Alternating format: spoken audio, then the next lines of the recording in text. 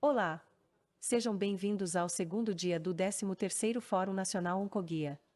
Para quem ainda não me conhece, sou a Ana, assistente virtual do Oncoguia, gerada por inteligência artificial, e estarei por todo o evento com vocês trazendo recados importantes. Então vamos lá! Você pode conferir tudo sobre o evento em nosso aplicativo e também acessar através do site www.forumoncoguia.org.br. Lá, você confere a transmissão do evento ao vivo, com as informações sobre as mesas e palestrantes, e ainda acessa os estandes virtuais, com muito conteúdo disponível. No aplicativo, você também pode se conectar com outras pessoas do evento e potencializar sua experiência, tanto online quanto ao vivo. Para os que estão aqui presencialmente com a gente, através do aplicativo você consegue acessar o seu QR Code e escanear o de outras pessoas para abrir uma conversa com quem deseja se conectar. Demais, né? Aproveitem! O fórum também é uma grande oportunidade para networking. Ao longo das mesas de debate, vocês podem mandar perguntas para os nossos palestrantes através do aplicativo. Se tiverem qualquer dúvida, a equipe do Oncoguia está por aqui identificada no crachá para ajudar no que precisarem. Para quem está online, você também pode nos procurar através do suporte no aplicativo. Espero que aproveitem muito todo o evento. Para dar as boas-vindas a todos vocês, chamo ao palco nossa presidente Luciana Holtz. Bom dia, Lu!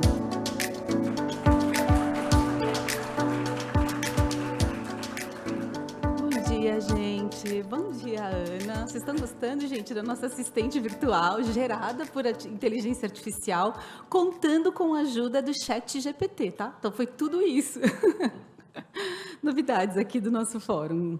Então, bom dia a todos vocês. Espero que vocês tenham tido uma boa noite de sono, né? Peço desculpas pelo atraso ontem, né? Mas a abertura foi intensa, longa, com muitas repercussões. Já tem várias reportagens da nossa pesquisa aí pela imprensa. Então, vale depois vocês se informarem, né? Para quem não estava com a gente, então, ontem nós lançamos, em parceria com Data Favela, a nossa pesquisa Câncer, percepções e prioridades nas favelas brasileiras. Para quem está, então, nos acompanhando nas nossas plataformas, tanto no Fórum Oncoguia quanto dentro do aplicativo, bom dia, seja bem-vindo. Hoje a gente dá conta de responder as perguntas, né, e de estar mais interativo acompanhando todos vocês. Bom, gente, vamos lá, né? Então, se vocês estão aqui, né, óbvio, porque eu tenho certeza que vocês sabem, né, o quanto a gente está diante de um problema que afeta milhões de brasileiros, né? A gente está aqui para falar de câncer, dessa doença que é responsável, né, por uma enorme quantidade de mortes no Brasil e que, diante dela, são muitos os desafios enfrentados pelos pacientes, muitos, né? Vamos lembrar, né, que o câncer não escolhe raça, idade, gênero, classe social. A gente já falou muito disso ontem.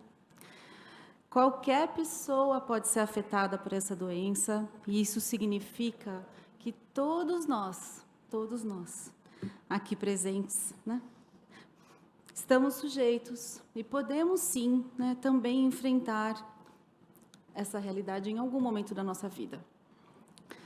E enfrentá-la significa, sim, passar por uma série de mudanças, né, Cá? Medos, preocupações, em todos os âmbitos da nossa vida. Como vocês já me ouviram falar outras vezes, então, acho que o câncer é, sim, um problema de todos nós, e de verdade que bom que todos vocês estão aqui.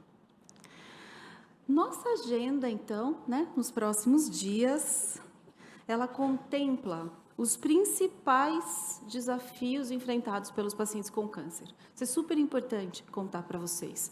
A gente constrói a agenda completamente conectada com o dia a dia do Oncoguia, né? Com que a gente está dentro de casa, estudando, aprendendo, mergulhando, tentando resolver. Tá? É dessa forma que a nossa agenda nasce.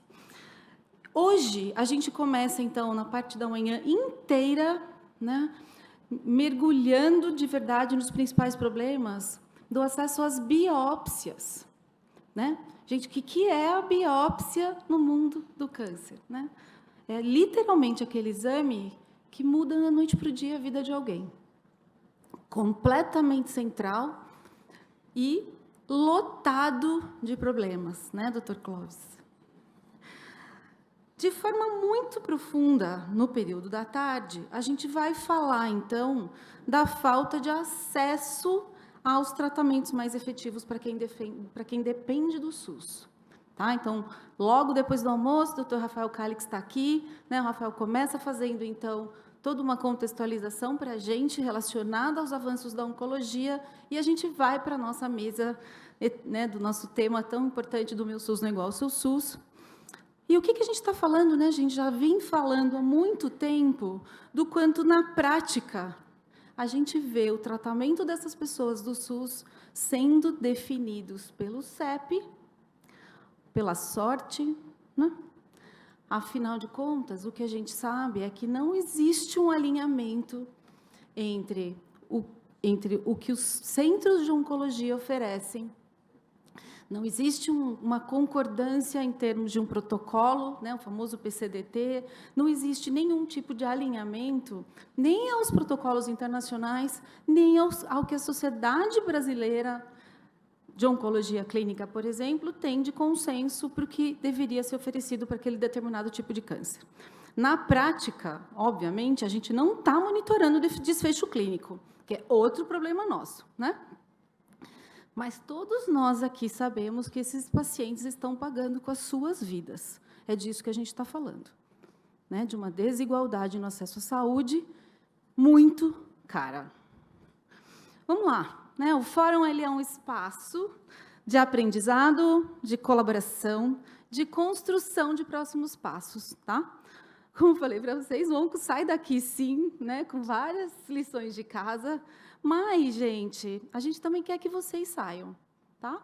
Então, é também um espaço para cada um de vocês, que se está aqui é porque está super envolvido nessa nossa causa, para que vocês também saiam daqui se sentindo mais preparados e, acima de tudo, muito mais inspirados.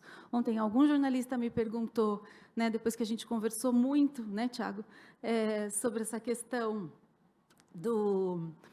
da pesquisa, né, do câncer na favela, e ele estava me perguntando como que o paciente se sente, né, do que a gente acompanha dos pacientes, muitas vezes, que nos procuram muito inseguros, porque estão nas filas, frágeis, esperando, né, muitas vezes, por um atendimento ou por um tratamento que demora. E eu falei, poxa, a gente vê um paciente muito impotente, muito fragilizado, muito inseguro. E ele falou para mim, e vocês?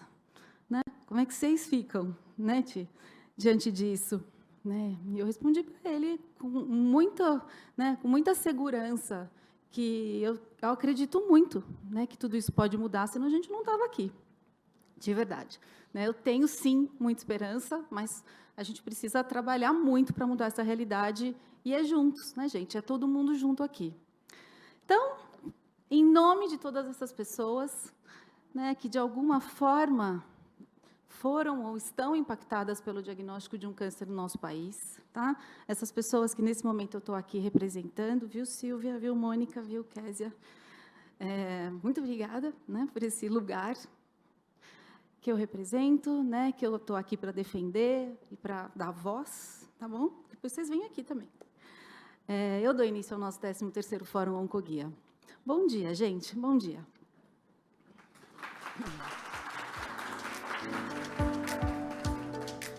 Bom, então, como já contei para vocês, né, a gente vai agora seguir com a nossa primeira mesa. Vamos falar um pouquinho sobre as dificuldades de acesso ao diagnóstico precoce, como é que a gente pode avançar.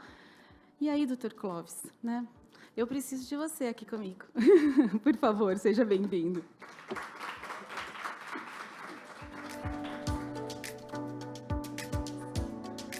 Bom dia a todos, é um prazer novamente estar aqui contigo, Luciana, Tiago, a Helena, que mandou o convite do Oncoguia. É sempre um prazer estar junto com vocês. Eu acho que a Sociedade Brasileira de Patologia, ela tem esse papel fundamental de explicar como que o médico patologista, fundamental para o diagnóstico do câncer, realiza o seu trabalho e quais são as nossas dificuldades no nosso dia a dia que nós estamos enfrentando, problemas que a gente vai tentar agora mostrar. Por que ocorre esse problema? Por que ocorre essa demora? A gente sempre ouve falar, há uma demora no diagnóstico, esse atraso no diagnóstico, que muitas vezes a gente sabe que em vários locais do Sistema Único de Saúde, nós temos essa problemática muito grande.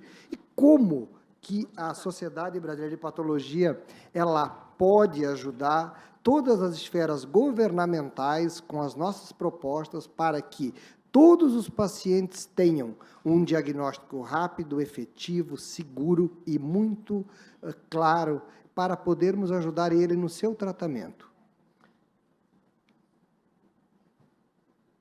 A dificuldade do acesso ao diagnóstico. Como podemos avançar? Algumas propostas que nós temos. A gente vai vendo que o dia a dia e os avanços, eles vão mudando. Vocês imaginam que há muito tempo atrás um médico fazia uma propaganda de cigarro, e o Papai Noel também fazendo propaganda de cigarro. Então, hoje, o cigarro é uma das grandes causas do câncer. Foi muito tempo negado pela indústria fumageira e, através de vários trabalhos, mostrou-se que é um dos principais causadores do câncer é o cigarro. A patologia também ela avançou muito. Imaginam que há não muito tempo atrás, nossos laboratórios, eles eram laboratórios simples, eles continham poucos equipamentos, eles eram o microscópio, o material para preparar as lâminas, a coloração de hematoxilina e eosina, que nós utilizamos ainda como base inicial para nosso diagnóstico, talvez seja uma das coisas mais conservadoras dentro da medicina. Nós estamos utilizando, desde o século XIX, a mesma coloração, que é maravilhosa, excelente para o diagnóstico inicial do câncer.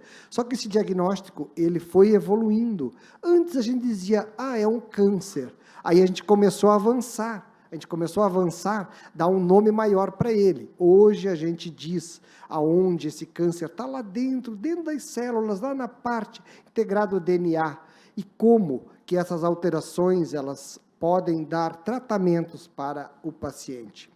A Isabela vai explicar muito bem, depois, na fala dela, como funciona um laboratório de patologia, mas a base o material é retirado numa cirurgia, numa biópsia, vai para o laboratório de patologia, esse material é todo processado, depois vai para uma análise do patologista, se necessário faz imunistoquímica ou molecular, e esse tempo ela vai explicar muito bem como é, e por que às vezes demora 1, 2 dias, 3 dias, 4 dias para sair um diagnóstico, um tempo excelente esse seria. 40 dias, como a gente vai ver, que acontece na rede pública de saúde, em média, não é legal. Não é o tempo que o paciente merece. O laboratório evoluiu, vocês viram como era anteriormente. Era assim, escurinho. Hoje, nossos laboratórios, o patologista trabalha, em muitos locais, hoje, nem utiliza mais o microscópio. A gente usa a telepatologia, a gente usa aparelhos que escaneiam as lâminas, a gente trabalha com 2 computadores na nossa frente. Os laboratórios, eles ficaram mais claros, eles ficaram diferentes, com novos equipamentos, aonde a gente consegue dar o melhor diagnóstico, um diagnóstico aonde o patologista hoje determina, muitas vezes, como pode ser o melhor tratamento que o oncologista pode utilizar, as opções terapêuticas que vão estar disponíveis para o oncologista, como vai evoluir esse tumor. Tudo isso a gente consegue hoje na patologia. Avançamos muito desde a década de 80. E nós temos várias outras ferramentas também que estão nos auxiliando, além dos scanners de lâminas.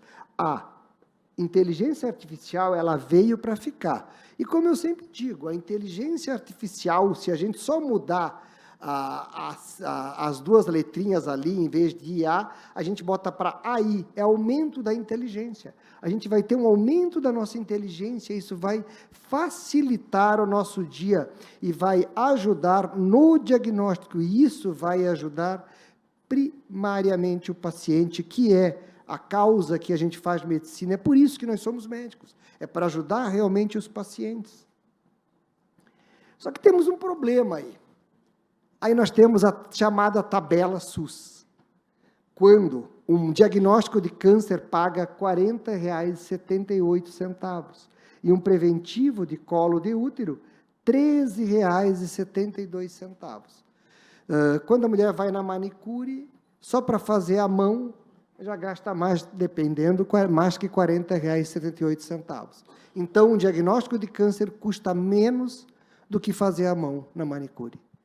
Essa comparação ela é ridícula, mas ela é o que mostra o descaso que há em todas as esferas governamentais com o diagnóstico de câncer. E, Clóvis, valor atualizado, né? Esse é o valor atualizado, era R$ 25,00. Nós tivemos reajuste em 2021. Então, só para vocês terem uma ideia, era R$ 25,00. Esse é um valor que, de 2021 para cá, a gente conseguiu, através de vários trabalhos, mostrar o reajuste. Mas como, em várias reuniões governamentais que nós já tivemos, inclusive a doutora Maria Inês Gadelha sempre falava, a tabela mais atrasada que tem é a tabela da patologia. Por quê? A tabela da patologia, ela paga a mesma coisa, R$ 40,38 por uma biópsia de estômago, e paga a mesma coisa quando retiram o estômago. Desde 2016, nós já apresentamos uma proposta pela Sociedade Brasileira de Patologia, com estudo de impacto econômico, foi auxiliado por uma equipe de economistas a fazer essa tabela. Todo o impacto, esse impacto ele é extremamente pequeno do custo que nós temos na saúde, só que passa ministro, passa pessoas. Eu não sei quantas vezes eu já estive no Fórum da Oncoguia, que eu já estive em Brasília em reuniões, e a gente vai falando e vai falando a mesma coisa. Aí acontece isso aqui, essas denúncias que a Sociedade Brasileira de Patologia recebe, de materiais que ficam armazenados 2, 3 meses, quando não 2, 3, 4, 5 anos, parados. Tem material que é cirurgia de mama, tem material que é cirurgia de rim, e isso ficam armazenados. Aí, muitas vezes, esses materiais são feitos depois de 2, 3 anos. Muitas vezes, como denúncias que nós recebemos, eles pegam esse material e levam para o aterro sanitário e jogam no lixo esse material. E o paciente não tem direito, que é um direito constitucional à saúde. Aquele direito da nossa Constituição de 88, ele não tem esse direito. A ele não foi dado. E o seu material, que foi retirado para dar um diagnóstico, foi jogado no lixo. E o TCU abriu uma sindicância em 2018, aonde mostrou que o diagnóstico do câncer é realizado de forma tardia. E um dos grandes gargalos é a patologia. A SBP participou de todas as etapas, foi finalizado em 21 de 8 de 2019. Foi dado um prazo de 6 meses, em novembro, a partir de novembro de 2019, 6 meses para o governo federal apresentar uma solução. Só que aí vocês lembram, lá em março de 2020, o que aconteceu, né? Nós tivemos um negócio chamado pandemia, e depois disso aí o mundo mudou, e ficou esquecido essa sindicância do TCU, e ninguém mais lembrou como as coisas ocorrem nesse Brasil. A gente esquece de muitas coisas, e ficou, e acabou. Não deu em nada todo o trabalho que foi feito pelo TCU, pelas sociedades médicas, a Sociedade Brasileira de Oncologia, Clínica, Cirurgia Oncológica, o INCA participou, foram inúmeras reuniões, não deu em nada. Nós apresentamos uma proposta já em 2016 para mudança da tabela do Sistema Único de Saúde, que é uma tabela extremamente enxuta, são poucos códigos, a gente apresentou uma tabela que evolui, como a patologia evoluiu com o tempo, há uma necessidade de novos procedimentos estarem cobertos pela tabela SUS, mas até hoje não tivemos implementado. 2016, nós estamos em 2023. Nós tivemos um pequeno reajuste da biópsia de mama em 2017, fruto do nosso trabalho, e um reajuste da antiga tabela em 2 códigos em 2021, só 2 códigos dele. Nessa auditoria do TCU, essa sindicância, mostrou que o tempo médio em 2017 por preventivo do colo de útero era 41 dias, e o citopatológico de mama 40 dias, isso média, tá? Tem serviços que demoram 6 meses, tem serviços que levam 10, 15 dias, para vocês terem uma ideia. O histopatológico de colo de uterino, 40 dias, e o de mama, 43 dias. A paciente faz uma biópsia de mama e demora 43 dias para ela ter o seu diagnóstico de câncer de mama. Vocês imaginam o que é a angústia da paciente que está lá esperando pelo seu diagnóstico para iniciar o tratamento? Isso é a média. Tem gente que demora muito mais, tá? Nós temos um outro grande problema também. Na patologia que está aqui um pouco, tem as cadeiras um pouco em frente, nós tínhamos lá em 2018 166 vagas ocupadas de R1.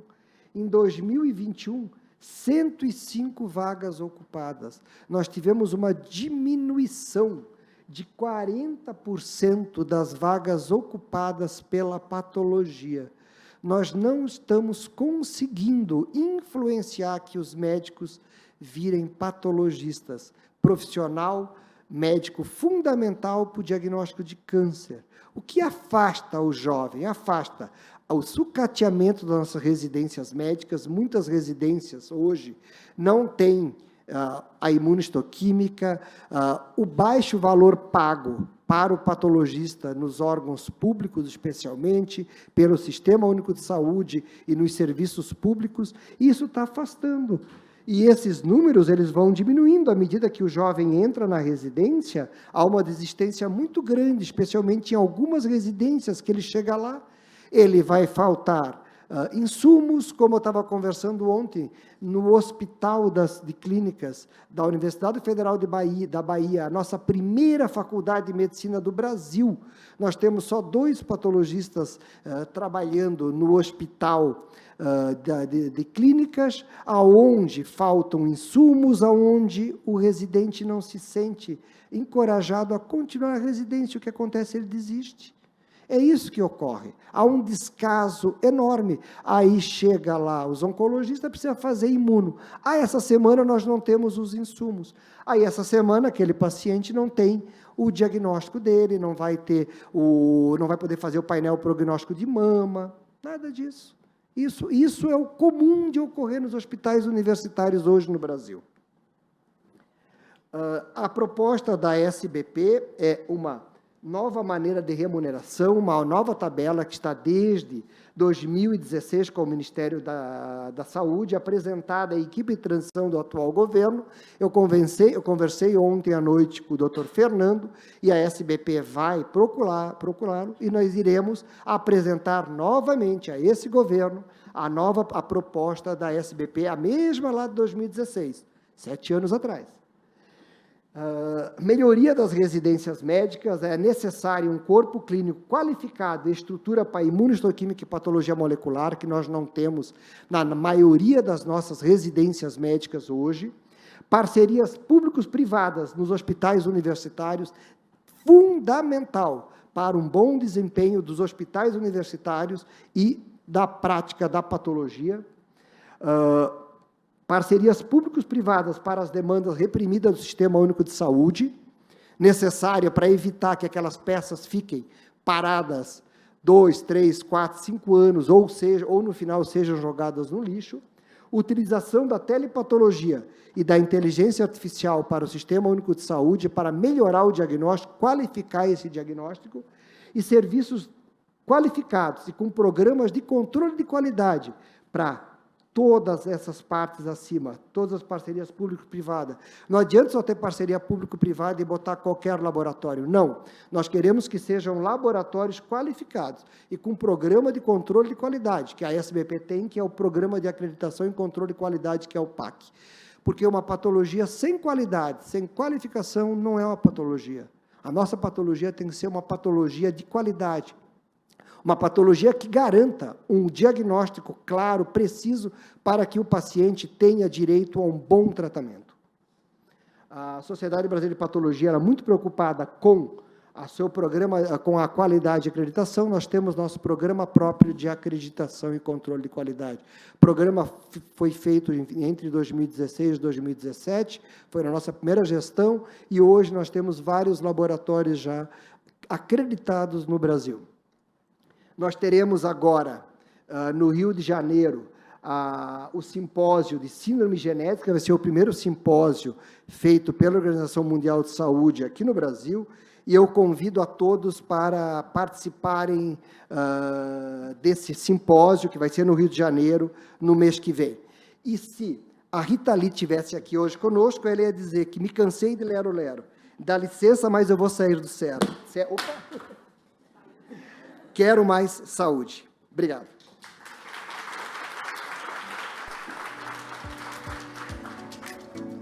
Você pode ficar aqui no palco comigo.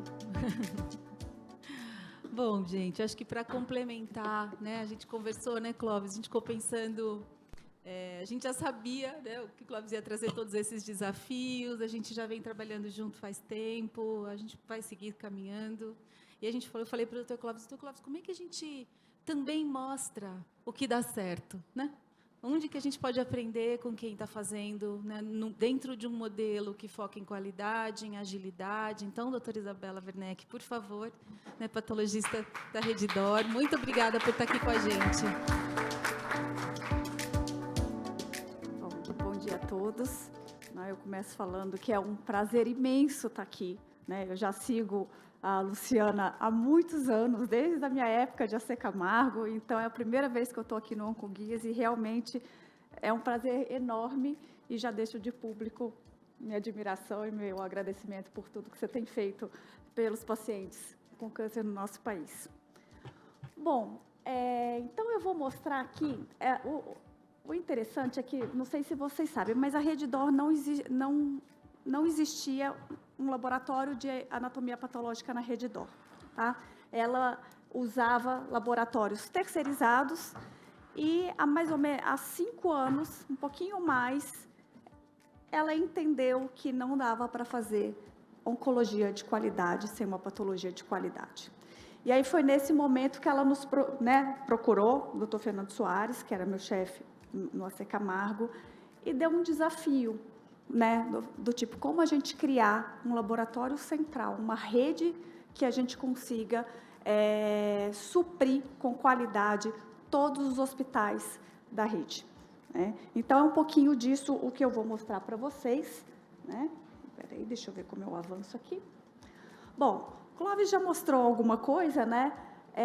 Eu acho interessante, né? Muito pouco paciente pergunta, né? Como que um pedacinho se transforma naquilo que está escrito no papel, né? Então, muita coisa que eu acho que se discute hoje falta base, falta entender o que está acontecendo ali nos bastidores, no diagnóstico de câncer, né? Então, quando vocês olham esse monte de bolinhas, né, cor-de-rosa e roxa, né? Então, isso é o resultado final, né, da biópsia do tecido que o patologista vai interpretar, né? Mas hoje a medicina evoluiu, né? A gente sabe que a gente está na era de tratamento de medicina personalizada. Por exemplo, hoje não existe uma paciente com câncer de mama que não precisa saber o status de um receptor de estrógeno, progesterona, etc. Câncer de pulmão, por exemplo, não existe você não ter um biomarcador. Então, a patologia agora vai além, né, da morfologia, então a gente também está na era dos marcadores teciduais. Então, a gente fala que hoje, dentro da patologia, a gente tem o diagnóstico, né, o básico do diagnóstico, primeiro que a gente vai olhar se é maligno, benigno, qual é o subtipo, a gente tem que fazer imunistoquímica para dar um diagnóstico preciso, e indicar, esse paciente vai receber radioterapia, esse vai receber imunoterapia, qual é o tipo de químio. Então, muitas dessas informações, hoje, elas vêm do médico patologista, tá? Então, o oncologista, hoje, ele precisa de dados, então eu falo que hoje o tumor tem nome, sobrenome, CPF, carteira de identidade, e é esses dados todos que o oncologista vai usar para tratar diferentes pacientes, né? Então, uma das coisas principais, eu acho que já foi discutido, né, a gente tem anos que se discute a qualidade, né, da fixação do material, que eu vou mostrar as etapas, como que a gente chega naquela lâmina, nas células que vocês veem, e a gente, então, tem que preocupar em algumas etapas desse diagnóstico, tá? Então, uma coisa que a gente precisa deixar bem claro, a anatomia patológica ela é igual no mundo inteiro, tá? O procedimento é igual aqui, na melhor instituição dos Estados Unidos, na Europa, de como esse tecido é processado. Vai mudar algumas coisas que, às vezes, são mais automatizadas, outras não, mas a base do processo é exatamente a mesma no mundo inteiro, tá? Então, para mostrar, a gente está também nessa campanha de ensinar o que é a patologia. Então, nós fizemos um vídeo institucional, que eu vou passar, é um vídeo de uns 2 minutinhos, que vai explicar como isso funciona. A patologia tá? é a ciência que estuda as doenças. Ela estuda como as doenças ocorrem, como elas se desenvolvem e como elas afetam a vida do paciente. A anatomia patológica é o ramo da patologia que está mais ligada ao diagnóstico dessas doenças. O processo em anatomia patológica depende de diversas sessões, de diversos passos. A primeira coisa fundamental para todos os passos é a segurança que a gente tem, ou seja, não há nenhum paciente que a primeira dúvida que ele tem sobre o laboratório é se não trocar o material. A triagem ela que vai checar se todas as informações que vieram do hospital estão corretas. O paciente vai receber um identificador único que vai seguir por todas as sessões. Ela garante toda a qualidade do resto do material. Então, a macroscopia é o reconhecimento visual de todas as alterações que tem aquele tecido e de todas as medidas que possam ser feitas no tecido. A macroscopia é onde não pode ter nenhum tipo de falha, porque uma vez incluído a gente não tem como voltar. Então a gente depende de profissionais extremamente bem treinados no reconhecimento dessas lesões, orientados por médicos treinados para isso. Uma vez selecionada essa área, ela terá um processamento técnico, que o tecido precisa ficar de uma condição onde eu possa fazer um corte, ou seja, tirar uma fatia daquele tecido para examinar. Após o trabalho manual da macroscopia, a gente depende de um trabalho que é químico e técnico, extremamente preciso. Imagine que se eu não fizer essa desidratação, essa diafanização correta, eu não consigo uma lâmina adequada, eu não consigo uma análise adequada. O patologista, o médico, ele só consegue fazer o diagnóstico se esse produto tiver adequado. A gente faz um bloco de parafina, onde eu tenho uma coisa sólida que eu posso agora cortar. O tecido, basta apenas olhar, todos os tecidos do seu corpo são moles, né? Se são feitos aos ossos, eles são moles. Eles precisam ter uma consistência para que eu possa fazer um corte. Se eu preciso agora solidificar esse tecido, né? E solidificar esse tecido para conseguir fazer uma fatia extremamente fina. Uma vez cortado, não adianta porque ele está transparente, eu preciso dar uma cor para ele. Poderia ser azul, poderia ser vermelho, poderia ser amarelo, mas tradicionalmente a gente trabalha com 2 corantes para esses tecidos. Um que cora o núcleo da célula e outro que cora o citoplasma das células, ou seja, eu consigo diferenciar esses 2 elementos celulares. Usualmente o núcleo vai em roxo e a célula vai de rosa, bem próximo ao rosa. Então isso permite que a gente, na verdade, consiga fazer todas as colorações necessárias e agora o patologista observar essa lâmina. e entregar na mão do patologista agora para ele analisar as alterações, né? Então nós chegamos agora num ponto que agora o patologista vai estar pronto para afirmar o diagnóstico daquela doença ou dar as informações que forem necessárias para o médico assistente. Lembrar que muitas dessas vezes essas são as alterações fundamentais na escolha de um remédio para tratar um tumor, né? A medicina de precisão se baseia nisso, ou seja, numa alteração molecular específica daquele tumor. E na maioria das vezes isso é reconhecido pelo patologista nesses métodos auxiliares dele. Então, eu acho que muita gente não tinha ideia de como transformar, né? Então, eu acho que a informação, porque muita gente acha que o laboratório de anatomia patológica é um laboratório clínico, você põe na máquina e sai de lá. Então, envolve muito pessoal, envolve técnico, habilidade manual, então é um trabalho ainda muito artesanal, tá? Então, esse é um ponto importante para desmistificar que a patologia é muito automatizada, ainda ela não é. Bom, então, como funciona, então, dentro da rede, né? Hoje a gente tem núcleos de laboratórios centrais, então, em São Paulo são atendidos hoje 23 hospitais, Campinas está sendo inaugurado justamente hoje, agora às 10, né? Então, tem a inauguração do centro de Campinas, Rio de Janeiro, Salvador, Brasília, e agora vamos expandir para o Nordeste também. Mas tudo isso, então eu vou mostrar aqui um pouquinho dos dados de São Paulo para ver como que a gente consegue, a gente tenta manter uma qualidade e agilidade. Então, essa é a curva, você vê como que isso era uma coisa reprimida, né, em qualidade, porque o laboratório, o cirurgião não é obrigado a mandar para o laboratório da própria rede, ele pode escolher outro. E a preocupação nunca foi essa, nunca foi garantir, correr atrás de captar o paciente ou o cirurgião. A gente sempre pensou, a qualidade e a agilidade vai trazer isso. E é isso que a gente tem visto, né? Não existe propaganda, não existe nada, é o dia a dia, e mostrando como que esse crescimento, né? É interessante a gente... Opa, deixa eu voltar aqui. É interessante a gente ver aqui, né? A época da pandemia, né? Que se falou muito como o diagnóstico de câncer foi diminuído, se a gente olha ali aquela baixa da curva, foi naquele período de lockdown, então quantidade de pacientes, né, procurando, então a gente tem um reflexo bastante disso. E como que então, quando a gente fala em TAT, quanto tempo que o material, o diagnóstico chega no paciente depois. Então, isso aqui é a média de dias, então hoje a gente está com uma média de 4 dias, no geral, incluindo peça cirúrgica e biópsia.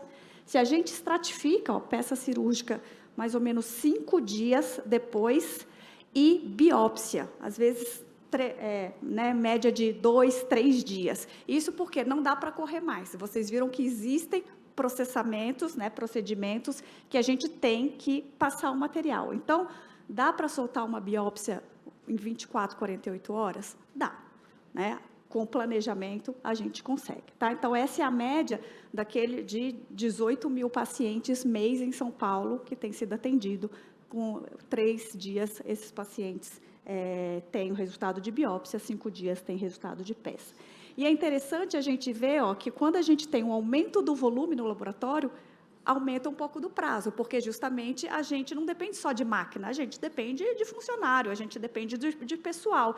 E muitas vezes acontece que aumenta o volume e as contratações, RH, achar as pessoas, é mais lento, né? Então, a gente está o tempo inteiro ajustando, né, o aumento de volume com contratação para a gente não cair esse tempo de qualidade. Então, o Clóvis mostrou, e o vídeo ilustra bem como funciona isso. Então, como conseguir isso? Então, a gente tem que ter que, dentro do laboratório, a gente encara o laboratório como uma linha de produção, como uma fábrica. A gente tem que otimizar tempo. Se tem etapas muito longas, vamos fazer isso durante a noite, né, dentro do equipamento.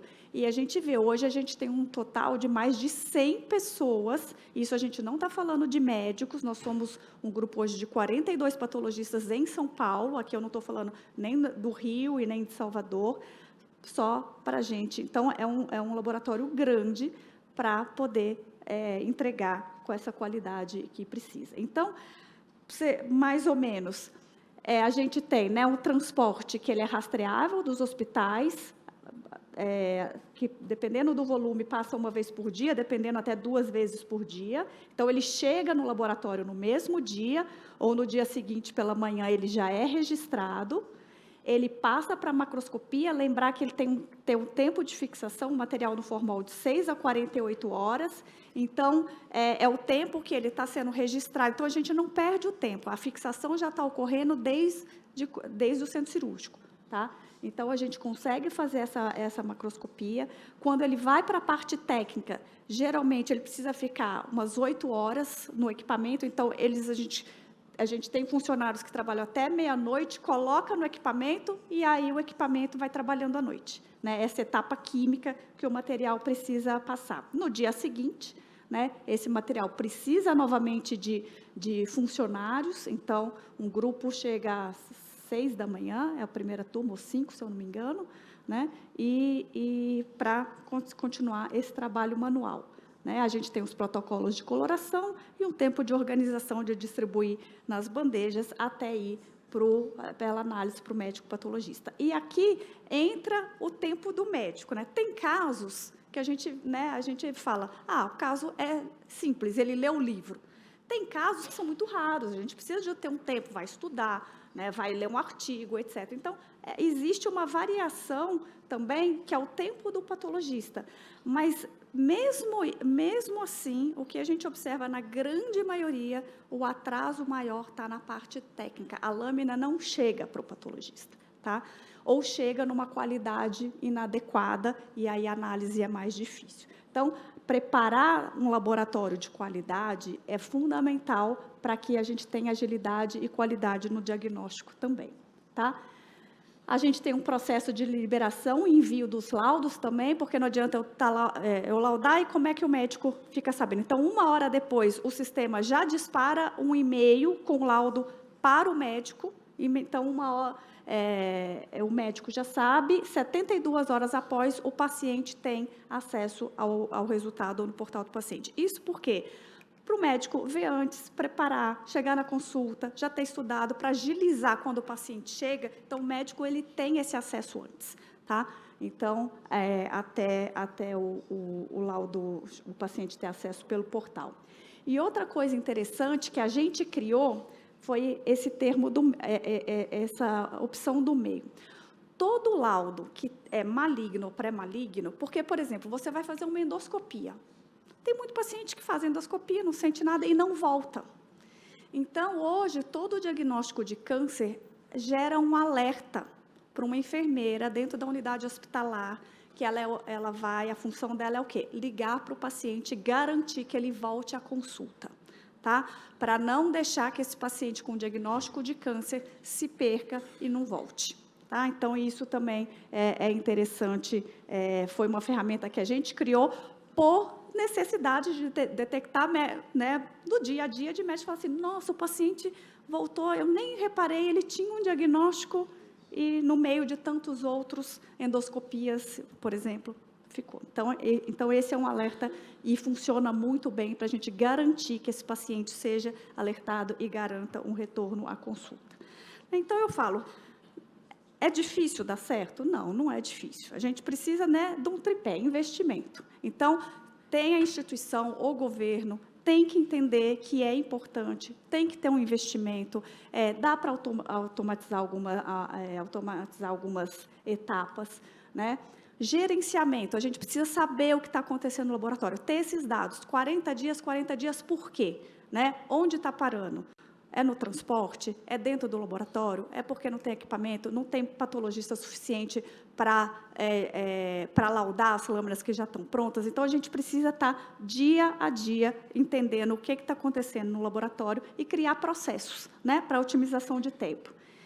E outra, eu falo, é o comprometimento, né? Então, trabalhar com pessoas, né, comprometidas, que entendam a função dele, né, nessa jornada, mesmo a gente estando nos bastidores, né, a gente saber que a gente está lidando com vidas, né? Então, ter uma equipe que entenda da importância do trabalho, né, que coloca o paciente em primeiro lugar. Então, isso é uma coisa que todo dia, toda semana. Isso é uma conversa que existe dentro do laboratório, né? Esse material pode ser da sua mãe, pode ser do seu filho, né? Então, a gente tem é um pedacinho, mas é a vida da pessoa, é a vida da família. Então, ter essa consciência dentro de um laboratório, eu acho que é o mais importante para o sucesso de tudo. Obrigada.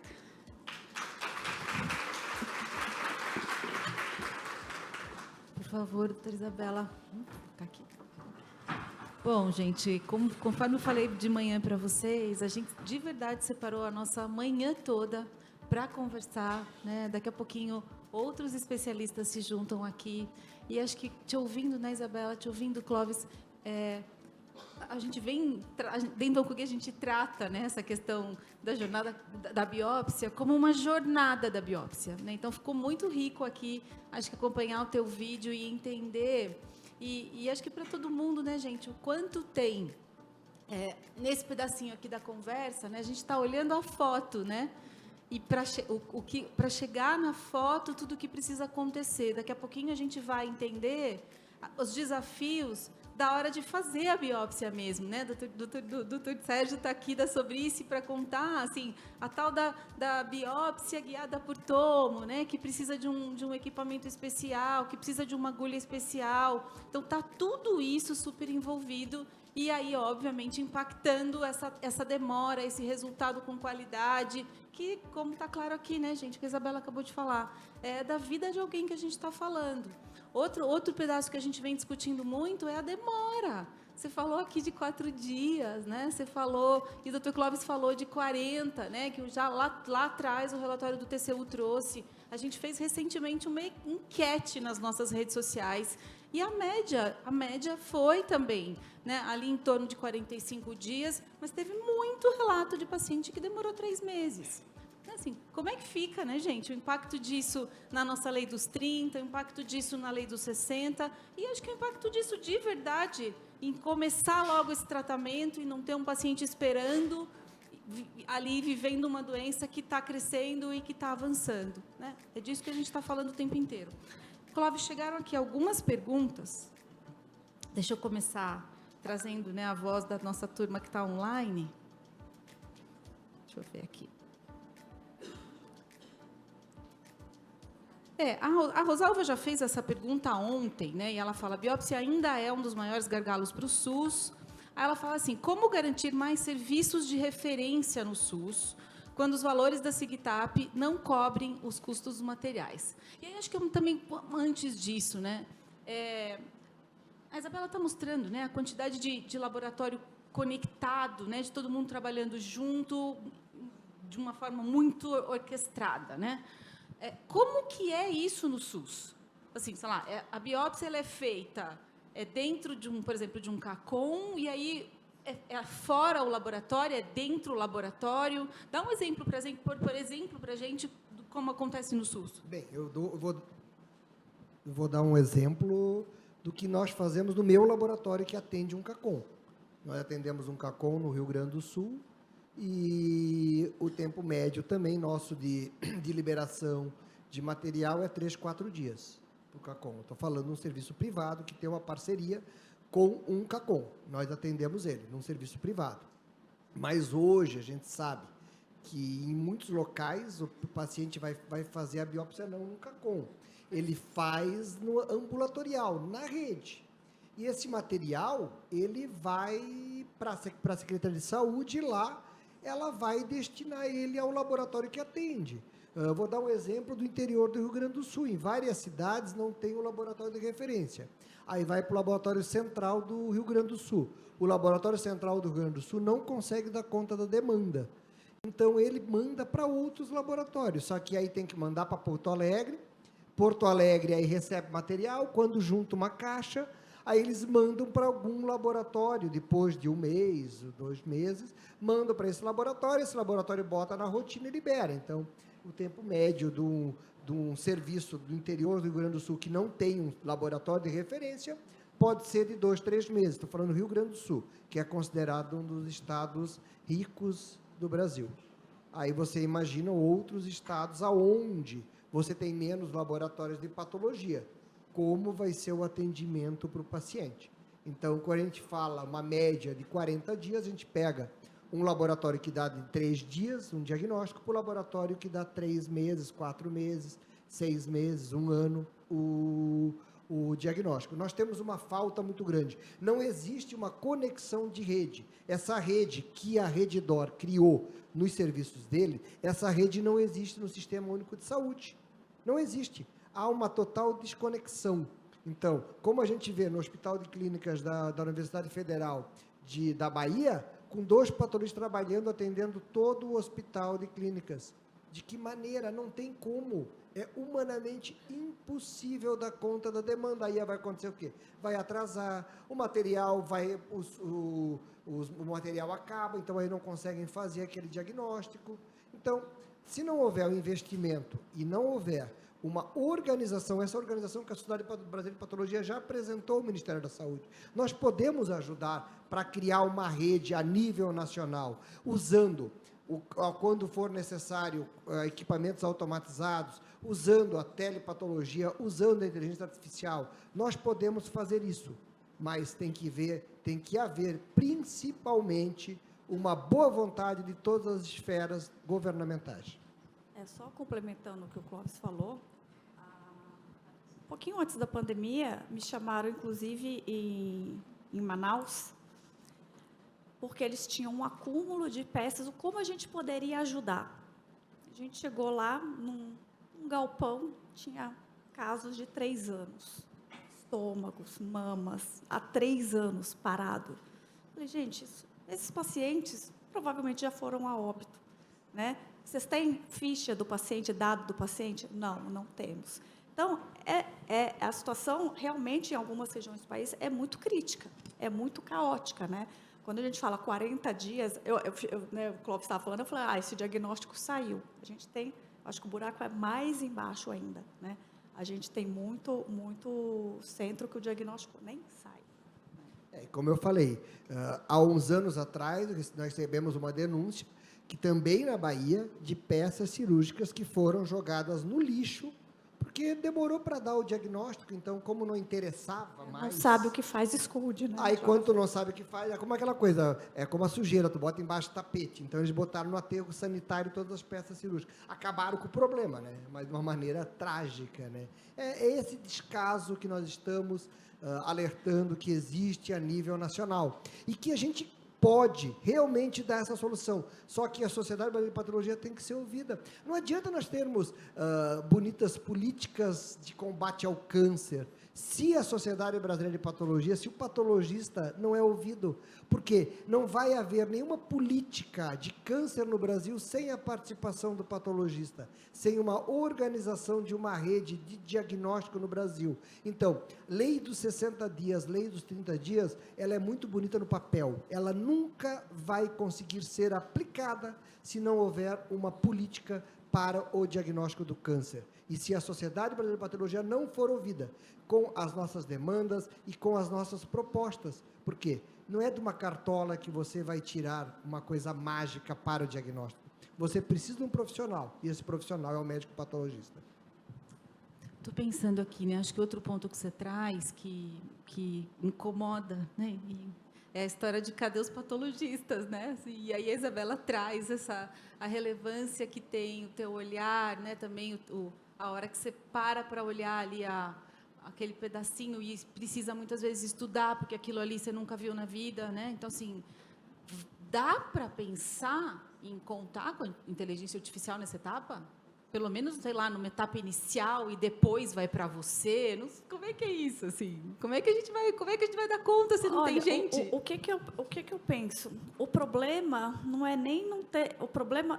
Temos uma carência de patologista? Temos, mas o problema não é esse. O problema maior é a fase de laboratório, é a fase de custo, né? Então, para a gente manter um laboratório funcionando, né, dessa maneira, é custo de funcionário, é insumo. Então, a inteligência artificial vai precisar da lâmina construída, né? Então, o problema é como essa lâmina vai ser construída, qual é o custo né, dessa linha de produção. né? A inteligência artificial vai chegar, acho que vai ajudar muito, né? Acho que, por exemplo, triando já o que é benigno, o que você tem que olhar com mais cuidado ou não, né? E isso eu acredito que vai chegar. Mas para chegar nisso a gente precisa da linha de produção. E hoje o grande problema está na linha de produção, está no transporte. Esse material saiu do CACOM, saiu do tal, vai para onde? Chega, vai ser processado aonde? Entendeu? Então, o problema, eu não vejo a inteligência artificial nessa etapa. E hoje, no Brasil, o problema, assim, não é a falta de patologista. A gente tem um número, hoje, mais ou menos 3.800 patologistas no Brasil. Mas a Isabela frisou uma coisa muito importante. O que a gente tem mostrado é peças armazenadas. Se fosse falta de patologistas, esse material já teria cortado, já teria virado uma lâmina e estaria nas mesas lá, acumuladas na frente dessa falta, entre aspas. A gente não tem esse acúmulo de lâmina. Não tem esse acúmulo de lâmina. Pelo contrário, o material nem chegou no laboratório de patologia. É gerencial. O problema é gerencial. O problema aqui não é médico. O problema é gerencial. Por quê? No meu visto. Claro, não estamos formando patologistas também porque a medicina moderna, a patologia moderna está no privado. As residências, geralmente, estão no público. Então, eu falo que quem hoje, um menino, uma menina de 24 anos, saindo da faculdade, toda com a tecnologia que vem na radiologia, etc., vai lá na faculdade, está os potinhos de maionese daquela patologia de 30 anos atrás. Quem quer fazer patologia? Porque todo mundo que vem e conhece um laboratório moderno se encanta e quer fazer patologia. A gente não teve um estagiário que desistiu e falou, não vou, pelo contrário, às vezes passa estudantes e tudo, fala, nossa, vou fazer patologia. O Clóvis deve saber também, quantos oncologistas não chegam para a gente e falam, nossa, se eu soubesse que a patologia é assim, eu teria feito patologia. Porque o estudo da oncologia e tudo está aqui.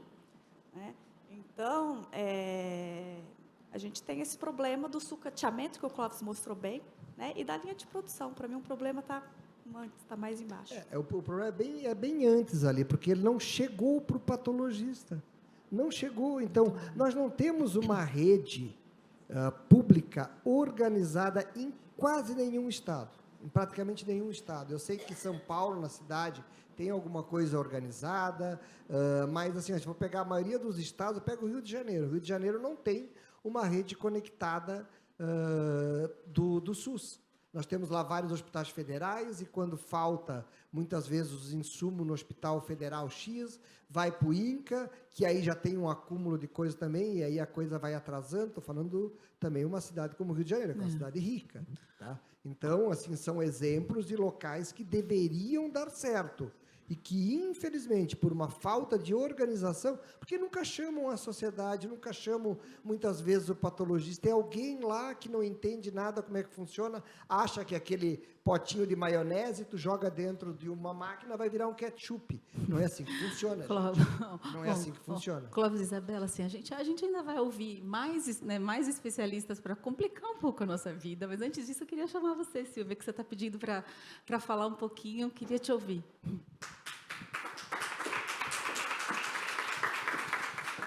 Você se apresenta ou eu te apresento? Eu sou Silvia, eu sou paciente com câncer de mama metastático e voluntária do Oncoguia. Eu queria só, assim, trazer uma preocupação e uma experiência. Há 2 anos, provavelmente no fórum do Oncoguia, foi a primeira vez que eu ouvi patologistas discutirem as dificuldades do campo. E eu me surpreendi, me preocupei muito com essa questão da formação de novas gerações de qualidade, porque vocês estão dizendo tem, mas será que aquelas pessoas estão indo fazer patologia porque querem mesmo? E aí eu me lembrei da minha surpresa, porque eu vim da área da saúde, e eu não sabia que patologia era uma especialidade médica. Não tenho vergonha de dizer isso, porque eu acho que isso é importante. Sei a maioria. Tá. Eu me formei numa universidade que tinha biomedicina, e eu acreditava que eram os biomédicos que eram os patologistas. Então, eu acho que naquela lista de o que fazer para melhorar o campo, tem que entrar a valorização da patologia perante a sociedade. Não que os biomédicos não sejam importantes, eu super admiro os biomédicos, mas é importante que seja reconhecido como medicina e que ninguém pergunte assim, você vai ser médico de quê? Ah, vou ser patologista. Mas patologia de quê? Então, eu acho que a gente precisa mudar isso também. Ô, Silvia, Obrigada, isso Silvia. é super interessante o que você está falando, e isso tem piorado, porque teve um movimento nas faculdades que o patologista não vai dar aula, porque o patologista está absorvido no mercado, né? Então, a cadeira de patologia nas faculdades, primeiro, o modelo PBL, tudo já tirou a cadeira de patologia. Então, a patologia é ensinada como mecanismo das doenças. Você não tem uma faculdade que ensina a patologia como especialidade médica. Então, ela é dada na cadeira básica, lá no primeiro ano. Quando você entra 17, 18 anos, você tem lá como funciona, o que é uma lâmina, etc. E isso tem sido substituído por professores de biomedicina, de biologia, nas faculdades de medicina, né? Porque não se acha patologista para dar aula de patologia. Então, isso está piorando, porque nem o próprio médico, você da área de saúde, existem médicos que se assustam, do tipo, nossa, é uma especialidade médica, porque ela não é ensinada na faculdade. Pois é, e só para vocês terem uma ideia, né? Depois de fazer os 6 anos de faculdade médica, para ser patologista você faz no mínimo 3 anos. É de 3 a 5 anos a formação do patologista. Após os 6 anos de faculdade. Então, com 3 anos você pode ter o título de patologista, no mínimo, né?